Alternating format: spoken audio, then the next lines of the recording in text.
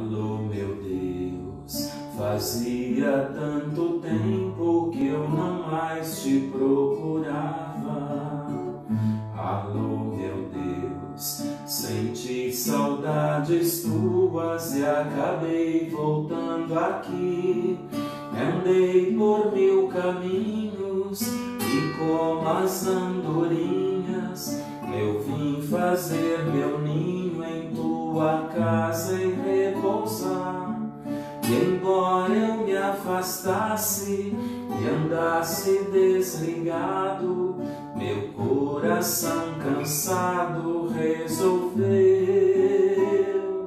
voltar. Eu não me acostumei nas terras onde andei.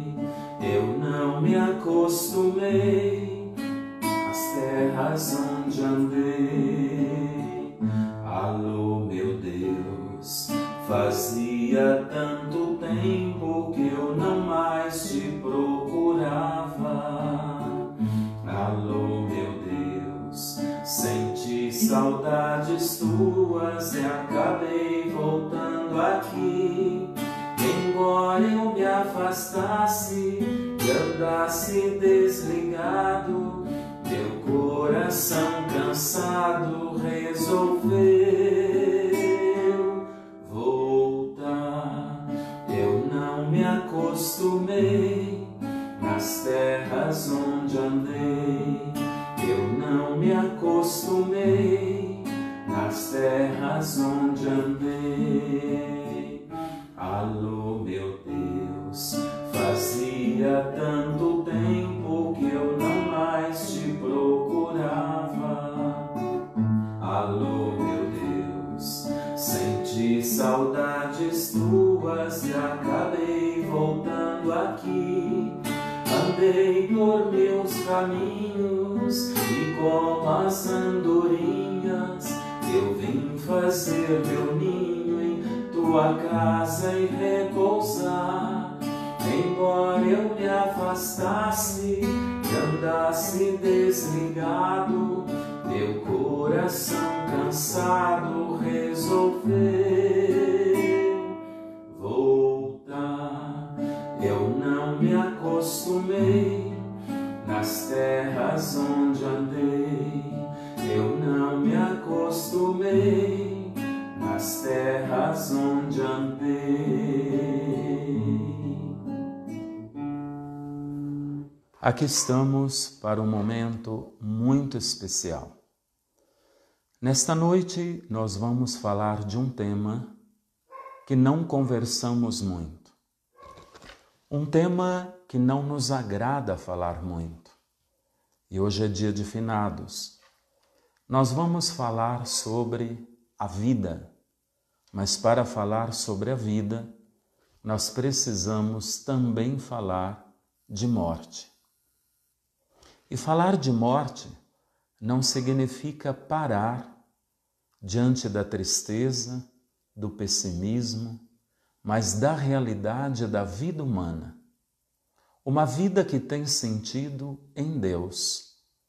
Uma vida que encontra sentido quando eu descubro o segredo de viver bem, de apostar nela e de fazer com que o terror da morte seja a porta aberta para a fé na ressurreição.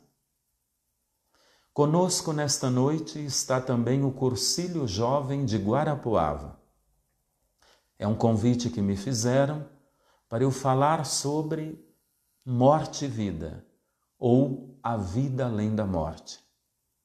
É uma matéria chamada escatologia. E aí eu convidei o Cursilho Jovem para que estivesse em sintonia no Facebook, e aí poderíamos falar para muito mais pessoas que nos acompanham nesta noite. Dia em que fomos ao cemitério, dia em que participamos da missa em sufrágio pelos falecidos, dia em que rezamos especialmente por aqueles e aquelas que marcaram nossa história e nossas vidas. Em nome do Pai, e do Filho, e do Espírito Santo. Amém. Vinde, Espírito Santo, enchei os corações dos vossos fiéis e acendei neles o fogo do vosso amor. Enviai, Senhor, o vosso Espírito, e tudo será criado, e renovareis a face da terra. Oremos. Ó Deus, que instruístes os corações dos vossos fiéis com a luz do Espírito Santo, fazei que apreciemos retamente todas as coisas, segundo o mesmo Espírito, e gozemos sempre da sua consolação, por Cristo Senhor nosso. Amém. Ó Maria concebida sem pecado, rogai por nós que recorremos a vós. Todos os santos e santas de Deus, rogai por nós. Pelos nossos falecidos, pelos nossos entes queridos, descanso eterno, dai-lhe, Senhor, que a luz perpétua os ilumine e descanse em paz. Amém. Os olhos jamais contemplaram, ninguém sabe explicar o que Deus tem preparado para aqueles que em vida o amar. Os olhos jamais contemplaram, ninguém sabe explicar o que Deus tem preparado para aqueles que em vida o amar. Nós vamos falar hoje, fazer uma síntese, já que o grupo do Cursilho Jovem nos acompanha, mas eu convido você, e você convide outras pessoas, durante 5 semanas, nas segundas-feiras, neste horário, nós vamos tratar do tema, dentro da eclesiologia, a igreja, a escatologia. O que é que a igreja fala sobre morte e depois o juízo? Céu, inferno, purgatório, juízo final, salvação, condenação. Tudo isso ainda a igreja fala? A igreja fala. E a nossa fé cristã, ela precisa ser apoiada naquilo que nós chamamos os novíssimos. É bíblico, é do catecismo da igreja, e precisamos aprofundar aquilo que é da fé cristã católica. Por isso você está me assistindo e vai acompanhar essas aulas que vamos iniciar hoje. Caso contrário, nós vamos assimilando outras doutrinas, outras teorias que não comungam com a igreja que mais de 2000 anos tem nos ensinado e aprofundado as verdades de fé, da vida, que implica também falar da morte. Hoje é a primeira aula. O que significa a palavra escatologia, que é o nosso tema? Vamos a um outro que vamos conversar mais hoje. Taunatologia. Taunatologia é o estudo sobre a morte. Escatologia é o que vem depois da morte. O nome escatologia aparece dentro da teologia da Igreja Católica a partir do século XVII, para ajudar a refletir sobre as últimas realidades do ser humano, da Igreja e do cosmos. Os primeiros escritos sobre a escatologia, o aprofundamento desta matéria teológica que nos ajuda a aprofundar a nossa fé cristã católica, vem do século VII, com o bispo espanhol Juliano de Toledo.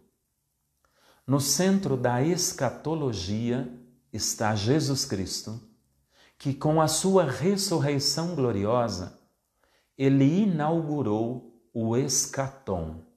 É uma palavra difícil, talvez você nunca tenha escutado. O que é o escatom? É o próprio Jesus Cristo. É a realidade nova e definitiva da história. É aquilo que Ele é. Por isso, o que é Jesus? Jesus Cristo é o Alfa e o Ômega, o princípio e o fim. Jesus Cristo é a síntese de toda a história, passado, presente e futuro. Paulo fala que Cristo é o mesmo, ontem, hoje e sempre. Isto é o escatom.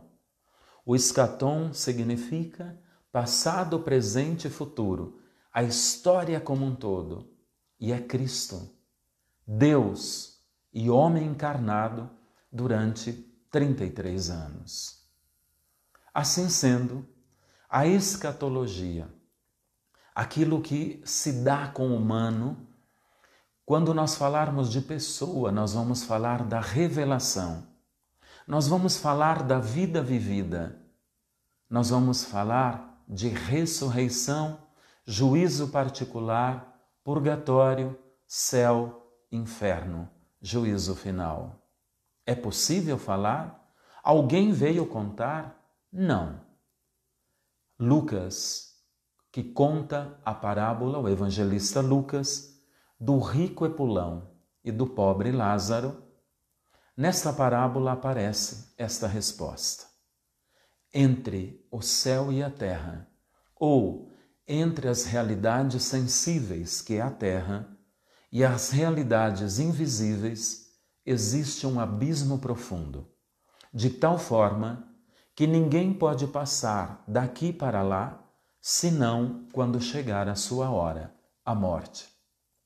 E ninguém pode vir de lá para cá, porque existe um abismo. E aí vem a palavra do Senhor. Na terra, nós temos a lei e os profetas.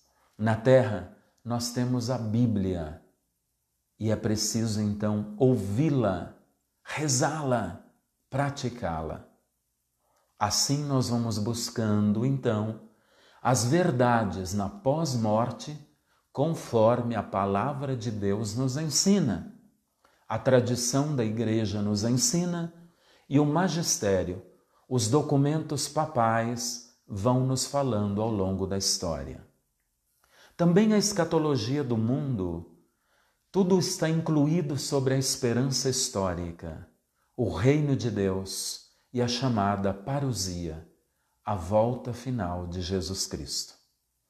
Vocês perceberam que o tema ele é provocante, o tema é instigante, o tema aguça a curiosidade. Eu te convido então para assistir e participar dessas aulas. Vou buscar trazer da forma mais simples uma matéria difícil, sobretudo para quem não estudou antes outras matérias da teologia. Mas vamos tomar as verdades da fé católica. Precisamos aprofundar aquilo que é nosso, para que não nos deixemos levar por outras situações. Muito bem, existe uma música que todos nós já ouvimos, em algum momento nós já cantamos. Essa música é do finado, também já falecido, o Gonzaguinha, o filho do Luiz Gonzaga. E ele pergunta na música, o que é a vida? Viver e não ter a vergonha de ser feliz. Você lembra dessa música? Bonita, tem uma letra forte. O autor ele vai perguntando ao longo da música a vida. O que é a vida? Ao longo, então, muitas respostas vão surgindo. E vão surgindo, o autor responde a partir da realidade das pessoas. Realidade em que vivem, realidade que experimentam, seja de sofrimento ou de alegria, de fé e de sonhos. Essa provocação do compositor, na pergunta e nas respostas, aponta o que se passa na mente e no coração humano, sobre o mistério de viver, o amor pela vida e a morte como temor. Hoje, celebrando finados, nós paramos diante desse mistério. E para nós cristãos, Mais do que perguntar o que é a vida, nós devemos nos perguntar que sentido estamos dando à vida. É muito mais importante do que defini-la. Jesus já definiu. Antes de Cristo, viver parecia algo sem sentido e o morrer era certo e tudo se acabava. Mas não é assim, disse Jesus a Marta. Eu sou a ressurreição e a vida. Mesmo que alguém esteja morto, se creu em mim e buscou viver unido a mim, viverá, ressuscitará. Vamos falar de ressurreição num outro momento, mas é preciso que nós já vamos trazendo. É possível ir trazendo expressões bíblicas da ressurreição porque permeiam a esperança cristã no mistério da morte. A palavra de Deus, ela situa a existência humana num pequeno momento. Por exemplo, o Salmo 90, versículo 4, diz que a vida humana é como uma vigília da noite. Puxa vida, o que é uma vigília da noite? É uma noite em que se vigia e chega o sol. Então é algo rápido. Ainda o Salmo 90, no versículo 6, diz assim: a vida humana é como a erva, que de manhã, ela cresce de madrugada, ela floresce ao meio-dia e ela seca ao entardecer. Eu vou repetir. Salmo 90, versículo 6. Mas também o livro de Jó, ele faz uma mesma referência do Salmo. No livro de Jó é o capítulo 14, versículo 2. A vida humana é como a erva que cresce de madrugada, floresce ao meio-dia e seca ao entardecer. São João da Cruz dizia: no entardecer da vida, nós seremos julgados pelo amor. O entardecer do dia, o entardecer da vida, significa um momento de partir deste mundo. No Salmo ainda 90, versículo 4, na segunda carta de Pedro, no capítulo 3, versículo 8, diz: e mesmo que o homem e a mulher vivessem 1000 anos, ainda seria pouco diante da eternidade de Deus. Vou repetir. Ainda que o homem e a mulher vivessem 1000 anos, ainda seria pouco diante da eternidade de Deus. Salmo 90, versículo 4. Segunda carta de Pedro, no capítulo 3, versículo 8. Estas e outras tantas expressões bíblicas, por exemplo, aparece também num salmo e aparece na carta de Pedro. Para Deus, um dia é como 1000 anos, e 1000 anos é como um dia. O tempo na Terra tem tempo e espaço. Um dia tem 24 horas. Um mês, 30 ou 31 dias. O ano, 365. E de vez em quando, 366 dias. Mas para Deus, um dia é como 1000 anos, ou 1000 anos como um dia. Como Deus não tem tempo e espaço, Ele é o presente, Ele é o agora. Presente e agora, enquanto eternidade, nós chamamos o tempo de Deus de Kairos. O tempo na Terra, tomando dos gregos, nós chamamos Cronos. Cronos, tempo e espaço. Eu estou aqui no meu pequeno escritório, que foi inaugurado, daqui a pouco vai ficar melhor. Fizemos aqui uma pequena reforma necessária. Você está na sua casa, talvez no seu quarto, na sua sala. Nós estamos num tempo e num espaço. Deus está no todo, envolve a todos, porque Ele é eternidade, Kairos. Por isso Jesus ressuscitado, As portas estando fechadas, Jesus aparecia no meio deles, porque ele estava num outro tempo. O tempo de Deus podia estar no tempo humano e portas, janelas não podiam reter o agora ressuscitado. Então essas expressões bíblicas, como tantas outras, falam da brevidade da existência humana. Assim, não tem objetivo, mas esses textos não têm o objetivo de inculcar em nós um pessimismo ou um fatalismo diante da vida. Nós precisamos arrancar isso de nós. Fatalismo, pessimismo, tristeza.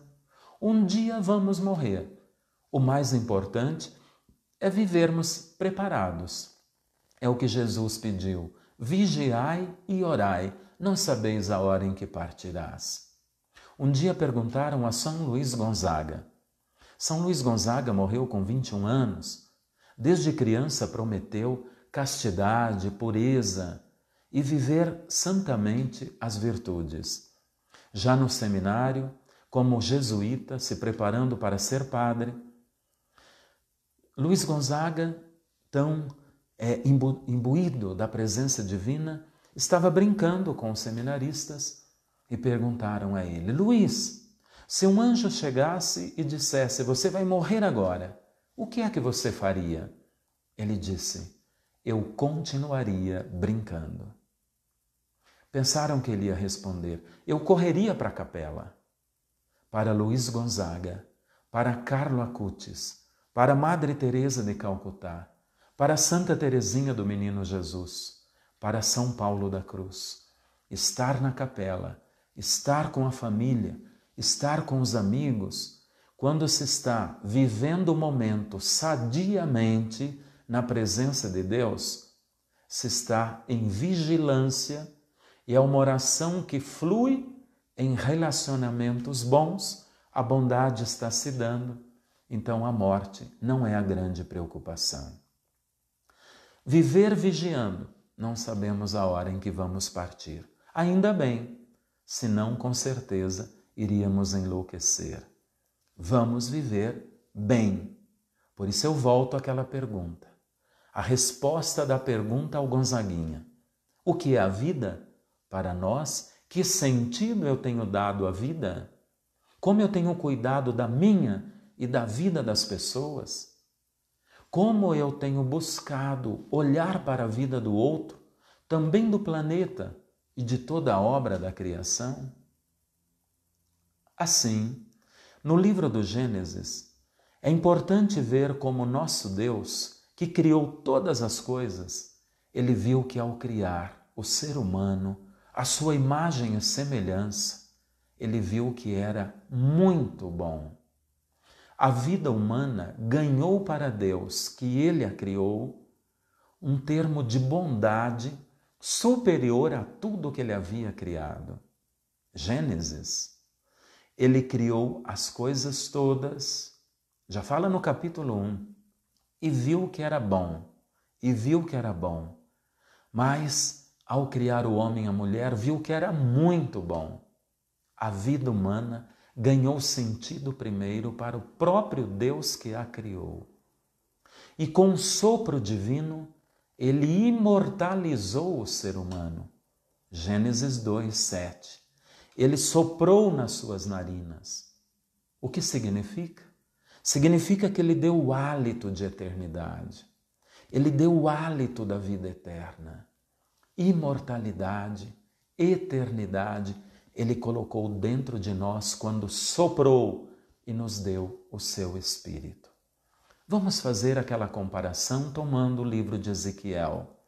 Quando aparecem os ossos ressequidos, como num cemitério, Ezequiel, o profeta, ali estava Israel, numa religião falida, mortos, ressecados, infiéis no pecado. O Senhor disse, profetiza. O profeta profetizou e aqueles ossos ressequidos ganharam vida, mas andavam como árvores ambulantes. O Senhor disse, profetiza de novo. E aí o Senhor deu o seu Espírito. Aí as pessoas ganharam vida, começaram a se olhar, a admirar, a contemplar o hálito de Deus. Abra um parênteses. Muita gente vive na terra sem sentido, como mortos-vivos. Precisam redescobrir o segredo, o valor de viver. São Geraldo Magela dizia: eu só tenho uma vida, uma única oportunidade de ser santo, e eu não posso perder essa oportunidade. Eu e você só vivemos uma vez nesta vida. Não vamos reencarnar, não vamos voltar de novo, porque Cristo ressuscitou e Ele é capaz de nos perdoar. O seu sangue nos trouxe o perdão dos pecados. Ele é Deus, não foi um simples mortal. E Deus pode nos perdoar quando nos arrependemos e mudamos de vida, buscamos santidade. Só temos uma vida nesta terra, então vamos buscar vivê-la bem para chegarmos lá. Carta a Hebreus. Na Bíblia, vive-se uma única vez e depois disso haverá o juízo. Mas nós vamos chegar lá, tá bom? Esta afirmação de Gênesis, que Deus criou o ser humano e viu que a vida era muito boa, muito bom criar e contemplar a obra-prima das suas mãos, o homem e a mulher, imortalizando-o com o sopro, o hálito do Espírito. Essa afirmação mostra-nos a imensa dignidade de cada pessoa humana. E o Papa Francisco, na Evangelii Gaudium, aquela encíclica primeira, ele diz: se você ajudar uma pessoa a ser melhor nesta vida, já valeu o dom da sua vida. Vou repetir. Se você ajudar uma pessoa a ser melhor, você já valeu o dom de você viver nessa terra.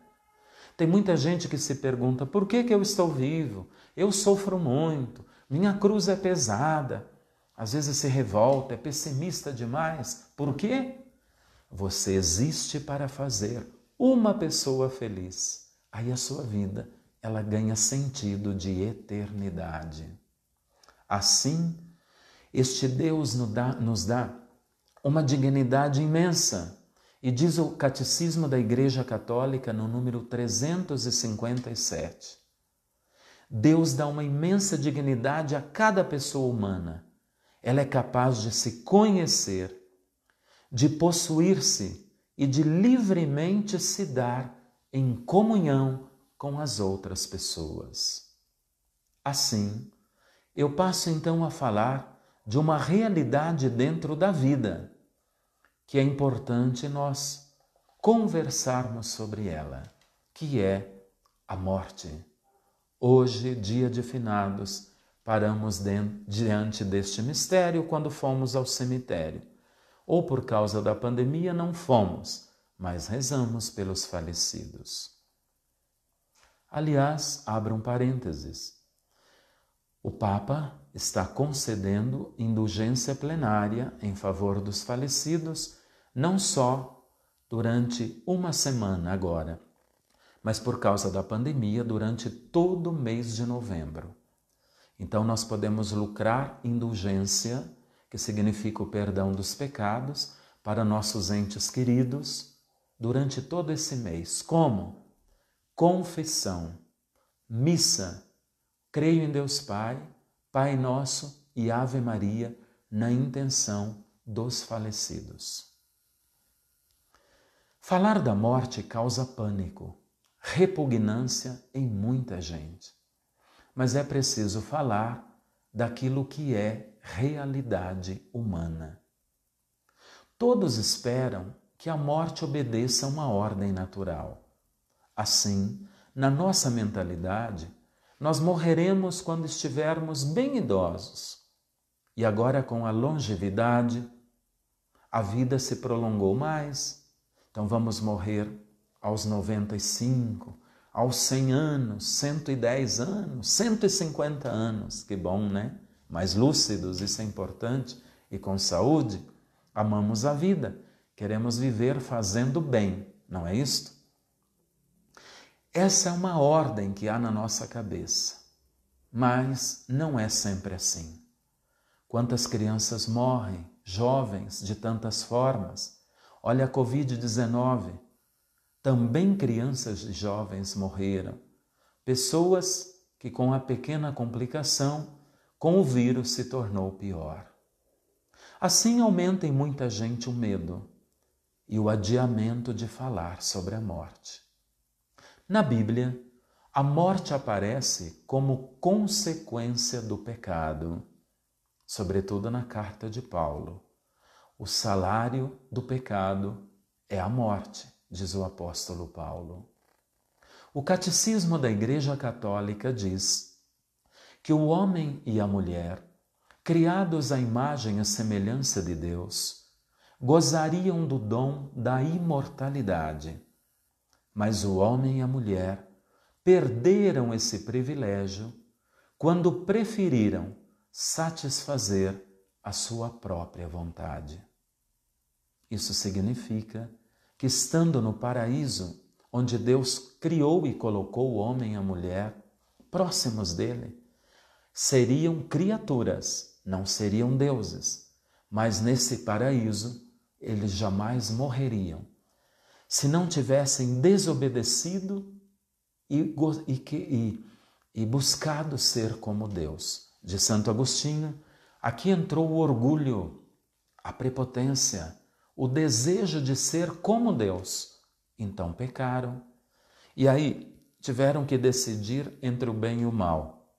Nem sempre sabemos, optamos pelo mal, então morremos. O decreto universal é para todos. Todos morrerão. A morte mostra que a vida é dissolúvel desde o primeiro instante e é um salto desconhecido. A morte faz parte da condição humana, mas a ideia de perder entes queridos jamais nos acostumamos. Por isso, tem vindo uma expressão muito forte ultimamente. Tristeza não, saudade sim. E saudades é o amor que ficou. Mesmo para os que creem na imortalidade da alma, a lembrança da finitude apavora. Todos gostaríamos de viver nessa terra como seres imortais. Somos, mas não para cá. Paulo apóstolo vai dizer que estamos de passagem. Somos estrangeiros nessa terra. Olha a expressão. Somos estrangeiros nesta terra. E nos apegamos tanto porque viver é bom. E somos seres efetivos querendo ficar e afetivos em relacionamentos. Cada cultura, em cada época, tem o seu próprio modo de enfrentar a morte e de cultuá-la. Assim nós vemos o jeito dos orientais, japoneses, chineses, o nosso jeito brasileiro, o jeito da Igreja Católica, no sacrifício maior que é a Eucaristia. Abra um parênteses. Hoje, na missa da manhã, no cemitério municipal de Guarapuava, eu lembrava uma expressão de Santa Mônica. Santo Agostinho viveu lá no final do século VI da Igreja. Foi padre, depois bispo. Se converteu aos 33 anos de idade. Agostinho, a mãe estava muito doente, Santa Mônica, ela que rezou mais de 30 anos pela sua conversão. Agostinho tinha um amor grande à sua mãe, estava distante dela porque ficou bispo em Nipona, na África. Sabendo que ela estava enferma, foi se encontrar com ela. Foi o último encontro da mãe e do filho, Agostinho e Mônica. A mãe se virou para ele e disse, já desfalecendo, morrendo, Agostinho, lembra-te de mim quando você celebrar a Santa Missa. Agostinho, lembra-te de mim quando você celebrar a Santa Missa. Agostinho diz: jamais deixarei, minha mãe, de rezar pela Senhora na Santa Eucaristia. Este é o sacrifício maior que hoje oferecemos aos falecidos. Então, geralmente a forma de religião, ela tem determinado, as religiões, o jeito de encarar a morte. Nós temos vários fatores que contribuem para que as pessoas temam a morte. Eu não vou entrar em detalhes sobre fatores sociológicos, porque nos prolongaríamos bastante. Ou fatores psicológicos. Vou tomar apenas um deles.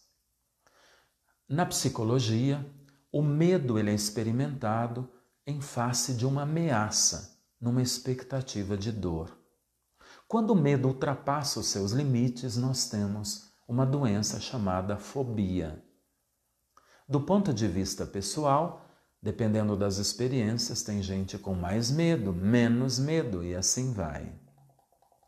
Dessa forma, Elizabeth Kübler-Ross, que é uma grande taunatóloga, respeitadíssima americana, ela vai dizer: morrer é parte integrante da vida, tão natural e possível quanto nascer. Mas vamos tomar os aspectos religiosos. Esse é mais importante para nós. Por que as pessoas têm medo de morrer? Não só porque elas têm medo, é o desconhecido. Uma pesquisa realizada apontam 5 fatores religiosos que as pessoas temem a morte. O primeiro é a ideia de um Deus vingador. A grande maioria de nós recebeu no catecismo, na catequese, aquela ideia de que Deus, ele é vingador. Há uma linguagem, sobretudo no Antigo Testamento, nos Salmos, que Deus se vinga. Era um jeito, era uma cultura, é uma expressão, mas muita gente tem dentro dela essa ideia do Deus vingador. Por exemplo, não vou fazer isso senão Deus vai castigar. Essa ideia passa uma imagem ruim a imagem de Deus. A experiência também com Ele, como pai e mãe que é, Criador, fica difícil. Mas muita gente tem medo de morrer e ser castigado por Deus. É pesquisa. Um outro medo que as pessoas têm de morrer é por causa de ameaças metafísicas indiretas. É como se elas partissem desta vida e de repente viesse uma chuva de meteoritos, de algo estrondoso, de filmes de terror. São fantasias, mas alimentam medo dentro das pessoas. O terceiro fator são ameaças apocalípticas de um Deus que vai punir. Então significa o fogo que já vem, esse Deus pune e vem ao encontro da pessoa na morte. Também fantasias construídas segundo a imagem de Deus que a pessoa formou dentro dela. O quarto fator religioso que leva as pessoas a temerem a morte são as ameaças de serem seduzidas pelo diabo. Como se na hora da morte o diabo aparecesse e quisesse levá-las com ele, e não Jesus. E o quinto fator é o medo da condenação, acabar no inferno, a ameaça do inferno. Esses são os medos maiores. E aí eu pergunto, será que as pessoas não estão alimentando a maioria desses medos por causa da vida, como diz o caboclo, a vida errada que elas estão vivendo? A ausência de conversão, a falta de botar o pé no chão, criar vergonha na cara e tomar a vida com sentido em Deus? Não adianta só temer, é preciso que se tome uma atitude nova. Teologia da morte ou do morrer. Face às afirmações bíblicas a respeito da morte, Nós então estamos diante de um mistério e é também importante que nós pensemos o jeito de encarar Deus. Veja, há muito medo aqui de situações conforme a imagem de Deus que se criou dentro dela. Quem criou a imagem de um Deus amor, certamente ela não vai ter medo como... Desculpa.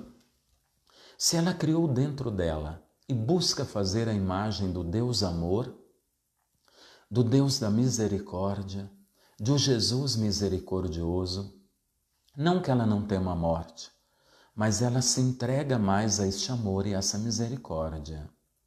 Agora, não podemos subestimar a misericórdia.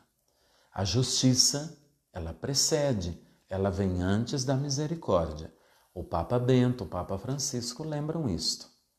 Os documentos da Igreja, do Magistério, lembram. Tem muita gente que diz, a gente pode viver de qualquer jeito. Deus é amor, Ele ama sempre. Deus é misericórdia, vai perdoar tudo. Onde entra o livre-arbítrio? Onde entra a capacidade de raciocínio e inteligência que Deus deu? No que nós somos a imagem e semelhança de Deus? Nós somos na capacidade de liberdade, livre-arbítrio. Nós somos na inteligência, inteligentes, e capacidade de amar. Liberdade, inteligência e amor nos faz a imagem e semelhança de Deus. Então o ser humano tem requisitos para decidir. E é Deus que decide conforme a vida dele? É Ele que decide pelo céu, é Ele que decide pelo inferno, segundo as opções que faz nessa terra. Quem nos julgará no final? Jesus. Ele disse que veio para salvar. O Pai enviou o Filho. O Espírito é o Paráclito, o advogado, o intercessor, o amigo da alma. Quem nos julgará? Nossa consciência no final, ela vai dizer o jeito que vivemos. E a nossa liberdade, enquanto opção por essa terra, ela vai sinalizar o destino final. Por isso, celebrar finados hoje e falar da morte significa encarar com alegria a vida, o sentido da vida, o cuidado com a vida, sem deixar de nos analisar diante do projeto que Deus tem por nós de santidade. A morte é o momento privilegiado da liberdade humana, mas também da esperança cristã. No Antigo Testamento, a vida humana é comparada com apreço a um valor primoroso. É dom de Deus. Livro de Jó, no capítulo 2, versículo 4. Mas o ser humano ele não tem a posse da vida, mas a ganha. O ser humano ganha esta vida para devolvê-la a Deus ainda mais, multiplicada. O que Deus espera de nós? Ele espera que nós multipliquemos na medida certa. Vamos tomar a parábola dos talentos. Quem recebeu um talento deverá entregar 2. Quem recebeu 2 deverá entregar 4. Quem recebeu 5 deverá entregar 6. Ao longo da vida, cada um deve se conhecer e conhecer seus defeitos para trabalhá-los, para que eles se tornem virtudes, e conhecer as suas qualidades para multiplicá-las. Jesus usou a fórmula do talento ou do dinheiro que se coloca no banco. Ninguém pode enterrar. Paulo apóstolo diz que nós somos na terra administradores da graça multiforme de Deus. Administrar a nossa vida significa administrar aquilo que pertence a Deus, que Ele deu por um tempo para mim, para você, para vivermos bem. Como nós vamos devolver a Deus essa vida multiplicada? Deus é exigente? Muito. Mas nem tanto. Na parábola dos talentos fica claro que quem recebeu um, basta multiplicar para 2. Ele não pede para multiplicar por 5 nem por 10. Ele é exigente, mas conhece os nossos limites. Deus quer que eu multiplique mais. E como que eu multiplico mais? Em amor a Ele, que significa amor ao próximo como a nós mesmos. Vida multiplicada é vida aberta em serviço, que nós chamamos caridade. Deus é amor, e o apóstolo Paulo diz que na morte a fé e a esperança terminam, porque fé e esperança alimentam a caridade. Caridade é amor. Se Deus é amor, então nós vamos entregar o que construímos em amor, em perdão, em acolhida, em inclusão, alegria, ajuda ao próximo. Tudo isso tem sentido feito com gratuidade e alegria. Por isso não tememos a morte, se o nosso caminhar é um caminhar livre, leve, pela via do amor, porque Deus é amor. Por isso que na Bíblia, quando se fala da morte, a esperança ela está junto. No Antigo Testamento, já disse, mesmo sendo possível encontrar passagens bíblicas que refletem um certo pessimismo diante da morte, de modo geral, prevalece o olhar otimista diante da vida, da esperança, no limite da vida humana, ou seja, o terminar nesta terra. No limite da vida está o Deus vivo, o Deus de Abraão, o Deus de Isaque, o Deus de Jacó. O nosso Deus não é dos mortos. Quando alguém quis seguir Jesus e disse, eu vou enterrar meu pai primeiro, Jesus disse, deixa que os mortos enterrem seus mortos. Os mortais enterram os seus entes queridos mortais. Quanto a você, vem e segue-me. A missão para que a vida aconteça, ela vai muito, muito além do que as realidades de morte. Assim sendo, existe um olhar realista e esperançoso diante do limite do viver. O Novo Testamento aponta para o fato de ser a morte consequência do pecado, segundo a mentalidade do apóstolo Paulo. Como eu já falei, está na segunda carta a Coríntios, no capítulo 5, versículo 15. O próprio Jesus experimentou a morte de pecado, mas ele era justo. Então, talvez poderíamos nos perguntar aqui, se a morte é o salário do pecado, Jesus sendo humano, mas sendo Deus, não teve pecado, por que morreu? Se Jesus, vamos a outra questão, é Ele que instituiu o batismo, mas por que Ele se deixou batizar no batismo de penitência de João? Quando João não o quis batizar, ele disse, eu não posso, você é o autor do batismo, ele diz, fique quieto e faça o que você deve fazer. Jesus, na verdade, desceu à mansão dos mortos.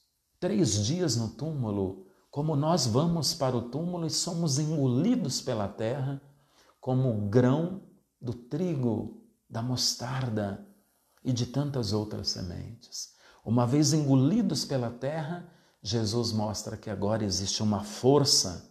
Quando terminamos como humanos, nós então iniciamos como seres divinos. Quando nós damos o último suspiro enquanto seres mortais, nós já começamos a dar o primeiro respiro como seres imortais. O apóstolo Paulo diz isso quando fala: semeia-se um corpo mortal, ressuscita-se um corpo imortal. Repito, o último suspiro nesta terra vem em seguida do primeiro respiro para a eternidade. É mistério de fé. Ou eu creio, ou não tem sentido olhar para Jesus. Invocar Jesus, viver a fé, a religião, a oração, os sacramentos, nem mesmo a caridade. O próprio Jesus passou pela morte experimentando-a. Ele matou a morte morrendo. Importante isso. Marcos, no capítulo 15, versículo 37.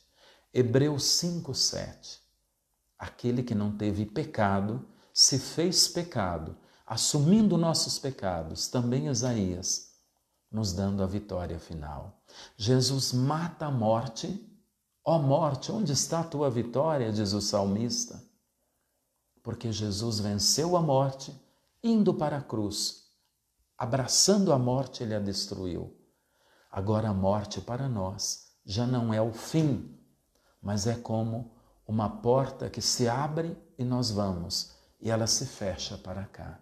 É como um túnel onde se passa para o outro lado, outra dimensão, outro jeito de caminhar, como lembra Santo Agostinho. Paulo apóstolo fala da morte e da ressurreição que já aconteceu no dia do nosso batismo. É importante lembrar, por exemplo, na carta a Romanos 6, versículos de 1 a 11. Ele diz que nós fomos batizados na morte de Cristo e morremos naquele dia e fomos vivificados na sua ressurreição. Então, morrer um dia, passando desta vida para outra, é apenas uma continuação de uma outra morte que já aconteceu. Uma morte espiritual e mística, mas verdadeira e real no dia do nosso batismo. Essa foi a primeira morte. Vamos falar de outras. Vamos lá. Ao seu amoroso Lima, eu vou terminar com essa expressão e nós vamos continuar a semana que vem, tá bom? Convido o Cursilho Jovem, também da Diocese de Guarapuava, para nos acompanhar nas outras aulas, às segundas-feiras, 21h30. Então vamos lá. Ao seu amoroso Lima, o chamado Tristão de Ataíde, um cristão, membro acho que da Academia Brasileira de Letras, católico, a filha dele foi abadesa beneditina, do mosteiro beneditino. Esse pensador católico dizia: nunca se morre, sempre se nasce. Vamos tomar a vida humana. Se nasce da vida uterina para a vida deste mundo. Seria uma morte. O dia do nosso nascimento, nós morremos e uma placenta, ela foi deixada de lado. Nós morremos para a vida uterina e agora nós nascemos para esta vida. É uma morte que se deu? Ao seu amoroso Lima diz, é uma vida que se iniciou. Um dia, no batismo, nós morremos para tudo que é velho. É a segunda morte.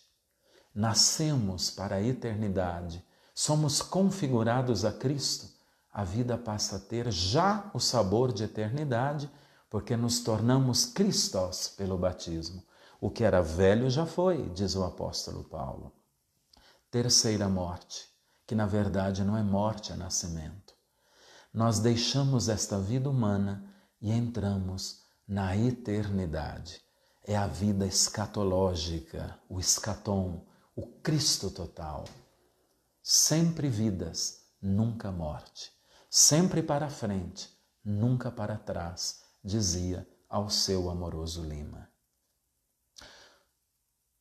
Assim nós encerramos hoje, com essa esperança cristã no dia de finados, que o Senhor aumente em nós a fé na ressurreição, fé na vida que deve ser vivida com dignidade, com a sabedoria de Deus, iluminados pela palavra do Senhor, o Evangelho, a Bíblia, regada com a oração, que é a intimidade com o Senhor da vida, que mora dentro de nós, alimentando essa esperança de dias melhores, fim da pandemia, mas também dias melhores que nos levarão mais conversão e santidade rumo ao céu, porque lá é o nosso lugar. Termino com a expressão de dois santos. Santa Teresinha do Menino Jesus, antes de morrer, ela disse: eu não morro, eu entro na vida. São Felipe Neri, Quando Felipe Neri descobriu o céu dentro dele, a alegria de viver, ele era muito bem-humorado. São Felipe Neri dizia: eu escolhi o paraíso e é para lá que eu vou. Você quer ir comigo? Claro, você é cristão como eu. Escolhamos o paraíso e vivamos bem nessa terra, amando a Deus e ao próximo como a nós mesmos. Vamos fazer uma oração pelos falecidos da sua família, pessoas queridas que marcaram a sua história. Vamos rezar pelas vítimas da Covid-19 já falecidas, e são milhares e milhares no mundo e no Brasil. Vamos pedir que a vida seja mais valorizada e vivida com sentido. Pai nosso que estais no céu, santificado seja vosso nome. Venha a nós o vosso reino. Seja feita a vossa vontade, assim na terra como no céu. O pão nosso de cada dia nos dai hoje. Perdoai-nos as nossas ofensas, assim como nós perdoamos a quem nos tem ofendido. E não nos deixeis cair em tentação, mas livrai-nos do mal. Amém. Ave Maria, cheia de graça, o Senhor é convosco. Bendita sois vós entre as mulheres, e bendito é o fruto do vosso ventre, Jesus. Santa Maria, Mãe de Deus, rogai por nós, pecadores, agora e na hora de nossa morte. Amém. Glória ao Pai, ao Filho e ao Espírito Santo, como era no princípio, agora e sempre. Amém. Descanso eterno dai-lhe, Senhor, que a luz perpétua os ilumine. Descanse em paz. Amém. O Senhor esteja convosco, Ele está no meio de nós. Pelos merecimentos santíssimos da paixão de Jesus, sua morte e sua ressurreição, a invocação da Virgem Maria, a intercessão de todos os santos, abençoe-vos o Deus Todo-Poderoso, Pai e Filho e Espírito Santo. Amém. Uma boa noite, bom descanso, boa semana. Reze pela nossa Assembleia dos Padres aqui de Guarapuava. Amanhã ao meio-dia, até quinta-feira à tarde, estaremos em Assembleia do Clero. Reze para que o Espírito Santo nos ilumine. Temos muitas coisas a refletir e a decidir para o bom andamento desta diocese e da Igreja. Deus te abençoe. Apostemos na vida, alegria de viver. E quando amanhecer, o dia eterno, a plena visão, ressurgiremos por crer nesta vida escondida no pão.